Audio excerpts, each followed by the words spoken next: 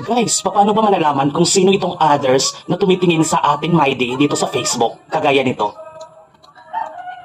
Guys, kung hindi mo pa to alam, follow mo lang yung steps na to and you are good to go. Okay? Okay guys, sa Facebook mo, tap mo lang yung profile mo, ayan. Then, yung tatlong dots sa gilid, ayan, itap mo yan. Okay, mararoute ka dito guys, itap mo yung archive. Okay, then story archive guys, tap mo yan. Okay, mararoute ka dito guys, yung mga stories mo sa Facebook, sa My Day mo. Mapapansin mo yung taas, yung gear icon na yan, itap mo yan. Then, select all story settings guys, itap mo yan. Then, story privacy. Okay, then change mo to custom guys. Ayan.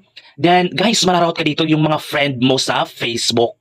Pero guys, pag swipe left mo yan, makikita mo guys, ayan, yung mga others na tumitingin or nag-i-stalk sa My Day mo.